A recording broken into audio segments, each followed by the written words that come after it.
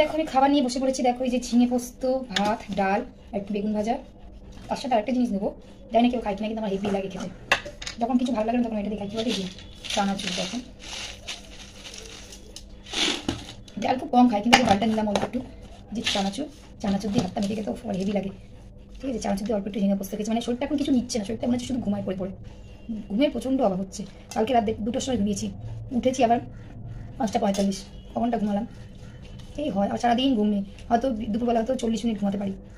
শরীরটা যেন আমি কী বলছি, কী করছি, কী করছি বুঝতেই পারছি না, যার কষ্টে চলছি। এই চানাচুর দিয়ে, ডাল দিয়ে, ঝিঙে পোস্ত, একটু বেগুন ভাজি ভাত খেয়ে বলো, এরকম কম্বিনেশন কে খায় বলো দেখি এরকম।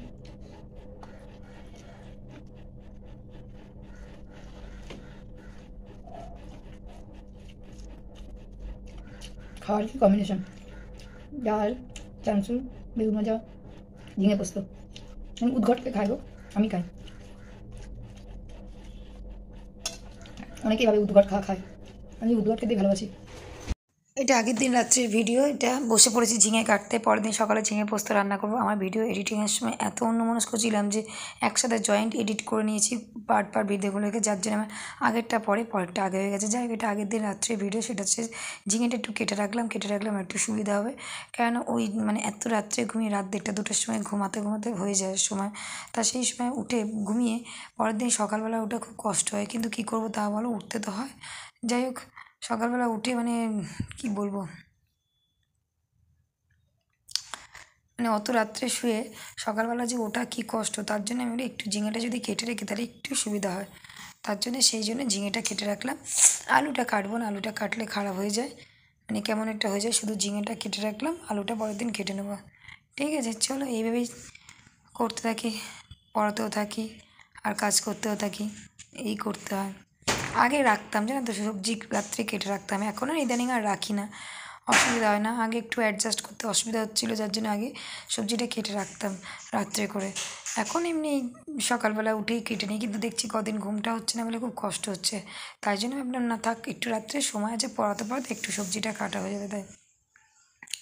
ঠিক আছে, আর শীতের সময় অসুবিধা হবে না, শীত মানে এখন পুরো গরমটা পড়েনি, যাই হোক অসুবিধা হবে না। খুব গরম হলে খারাপ হয়ে যায়, তাই খারাপ মানে কি আমি ফ্রিজে রেখে দিতে পারি। আর এই সবজিগুলো আমার অলরেডি ধোয়া, মানে আমি গোটা সবজি বলেছি না, আমি ধুয়ে সবসময় ফ্রেশ করে রাখি, তাই জন্য কাটার পরে বেশি না ধুলেও চলে যাবে, জাস্ট অল্প ধুলেই হয়ে যাবে। কাটার আগে আমি ধুয়ে রাখি। বাজার থেকে কোনো সবজি নিয়ে আসলে আমি না ধুয়ে ফ্রিজে রাখি না, ধুয়ে শুকিয়ে তারপর ফ্রিজে রাখি, তাতে সুবিধা হয়।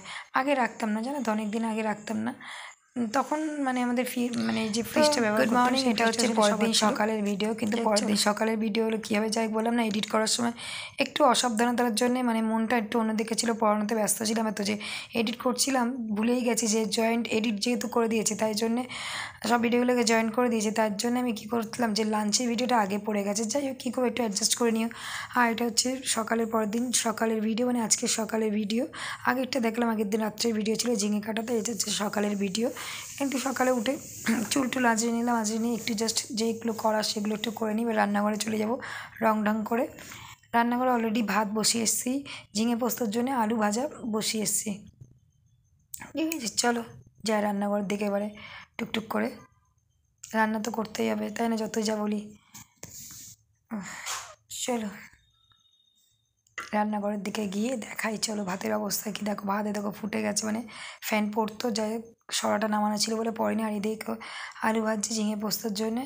ঝিঙেগুলো কেটে রেখেছি, ঝিঙেগুলো 2 জায়গায় রেখেছি, এই কারণে যে এক জায়গায় মানে ভালোভাবে ধোয়া যায়নি বলে 2 জায়গায় অল্প অল্প করে ধুয়েছিলাম বলে একবার 2 জায়গায় রেখে দিয়েছি। যাই হোক, আর এই যে ভাত একটু পরে নাও, ভাত এখনও হয়নি দেখলাম। আর আলুটা ভালো করে ভেজে নিই, ভেজে নেওয়ার পরে এবারে ঝিঙে পোস্ত করবো। ঠিক আছে, ঝিঙে পিঙে সব কাটা রেডি, পোস্ত বাটা হয়ে গেছে। চলো এবারে চলে এসেছি মেয়েকে খাওয়াতে, তো বদমাশি করেই যাচ্ছে পড়াতে। যাই হোক, আর আমি চশমাটা ছাড়া না একদম এখন যেন চলতে পারি না, এত বাজে অবস্থা হয়ে গেছে। ভাত টাত খাওয়াতে গেলে মাছ টাছ তো কাটা ফাটা দেখতে পারি না, তবে আজকে মাছ খাওয়াচ্ছি না, আজকে নিরামিষ যেহেতু। তাও যেন চশমাটা পরে নিলাম, চশমাটা পরলে মানে একটু যেন ভালো দেখতে পায়, না পরলে যেন একটু অস্পষ্ট লাগে। যাই হোক, ওই জন্য চশমাটা পরে নিলাম। আর ভাতটা খাইয়ে নিই, ওর ভাত খাওয়ার পরে আমার ভাত খাই, মানে আমি যাই। কিন্তু আজকে আমার মানে ভাত খাওয়ার ভিডিওটা আগে চলে গেছে, বললাম না। যাই হোক, ওকে ভাত খাই, আমি তারপর ভাত খাই প্রত্যেক দিনই। ওকেও খাইয়ে দিলাম ঝিঙে পোস্ত দিয়ে ডাল দিয়ে, ওকে একটু চানাচুর দিয়ে দিলাম। ও বেশ ভালো লেগেছে, চানাচুর দিয়ে খেতে বেশ টেস্ট লাগে, খেয়ে দেখো কোনো দিন, আমার তো খুব ভালো লাগে খেতে। ঠিক আছে চলো ভাতটা খাই দিই। আর চলে আসলাম বিকেলের টিফিন বানাতে। বিকেলের টিফিন বলতে আজকে আর ম্যাগি ট্যাগি দিইনি, আজকে একটু সুজি দেবো বলে ঠিক করেছি। তা সুজিটা আমি তো দুধ দিয়ে করি না, আমি প্লেন এমনি শুধু জল দিয়েই সুজি করি। তাই জন্য কী করি, সুজিটা একটু ভালো না ভাজলে না, সুজিটা না সাদা সাদা সুজি ভালো লাগে না এটা খেতে।